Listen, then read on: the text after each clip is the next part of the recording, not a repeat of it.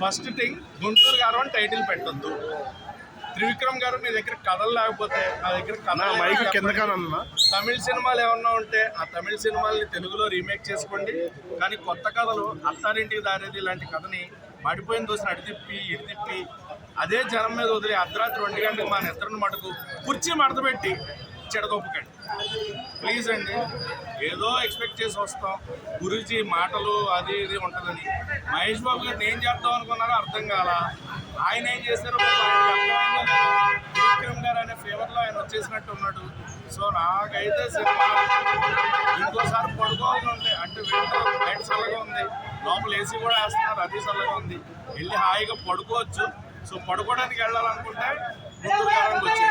గుంటూరు కారం కాదు, అమ్మింటికి దారేదికి వచ్చాయి. అమన్ మ్యూజిక్ అసలు ఏముంది భయ్య సినిమాలో. తలపట్టుకున్నా నేనైతే ఎందుకు ఇలాంటి సినిమాలు పండక్కి మళ్ళీ అది కూడా బ్లాక్ బస్టర్ అని చెప్పుకొని ఎందుకు ఇలాంటి సినిమాలు తీస్తారనేది నాకు అర్థం కాదు.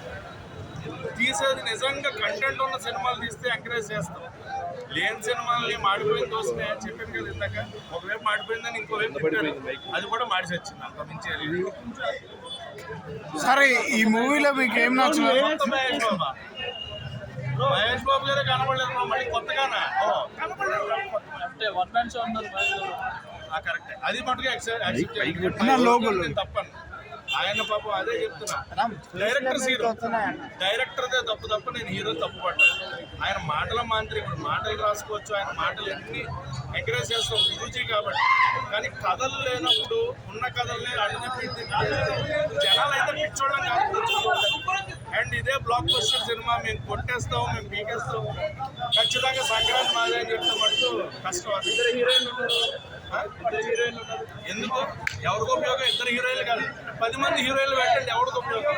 కంటెంట్ లేనప్పుడు సినిమాలో వచ్చి చూసే ఆడియన్స్కి ఏంటి ఉపయోగం? సినిమా చూడాలి అని వస్తాం, ఎంత సినిమా కోసం, సినిమా ఫేవర్తో వస్తాం. కంటెంట్ లేకుండా సినిమాలు రాయొద్దంట. ఈ మూవీ ఏ మూవీ లాగా అనిపిస్తుంది మీకు? కంటెంట్ ఏంటి అంటే కంటెంట్ లేదు కాబట్టి కంటెంట్ ఏంటి అని చెప్తున్నాను. కంటెంట్ ఏంటి అనేది నాకు అర్థం కాల, అదే చెప్తున్నాను. అత్తారింటికి దారేది పవన్ కళ్యాణ్ గారు అమ్మ అత్త కోసం వెళ్ళారు, తాత కోసం. ఇక్కడ నాన్న కోసం అమ్మింటికి దారేది అని మహేష్ బాబు గారు వెళ్ళారు. అదే కంటెంట్, ఓల్డ్ కంటెంటే. మహేష్ బాబు గారితో కొత్త డైలాగులు చెప్పించి ఓవర్గా ఎగ్జాజరేట్ యాక్టింగ్ చేయించారు తప్ప కొత్తగా ఏం చూపించదు. గుంటూరు కారం పేరుకి న్యాయం జరగలేదు. కారంలో ఘాటు కాదు, ఆ లోపల గింజలన్నీ తీసేసి వదిలినట్టు. నాకైతే కలేజాలో చూసాం బ్రో, ఇదంతా కూడా ఇది మహేష్ బాబు అయితే కలేజాలో చూసాం. కొత్తగా ఏదో చూడాలనుకుంటున్నాం. పోకిరిలో హెయిర్ స్టైల్ కానీ అది కానీ ఒక అతిథి ఇలాంటివి చూసేసి ఉన్నాం. ఆయన ఇంకేదన్నా వెరైటీగా ప్లాన్ చేయండి అంటున్నాం. మహేష్ బాబు గారు లాంటి యాక్టర్ని మీరు వాడుకోవట్లేదు అంటున్నాం.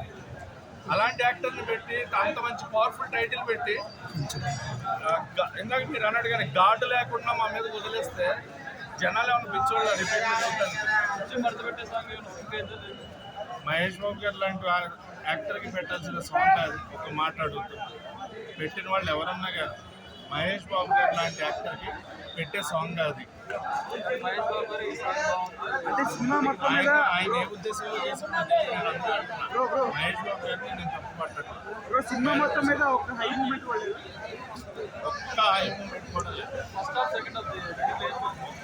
అసలు హాఫ్ దాకా ఎందుకు బ్రో? ఫస్ట్ అరగంటగా అమ్మా ఏంటిది అనిపించిందంటే మీరు ఆలోచించుకోండి. ఫస్ట్ హాఫ్ అన్ అవర్కే చాలా బాబు ఎంతసేపు ఉందో సినిమా అనిపించింది. Disaster, 3 disaster. అజ్ఞాతవాసి కూడా బెటరే బ్రో. పవన్ కళ్యాణ్ గారు కొంతవరకు ఈజీ యాక్టింగ్ మాకు బాగా నచ్చింది. సో నాకు అజ్ఞాతవాసి అన్నప్పుడు పర్లేదు అనిపించింది. నాకైతే నచ్చలేదు. అజ్ఞాతవాసి కంటే ఓపెన్ స్టేట్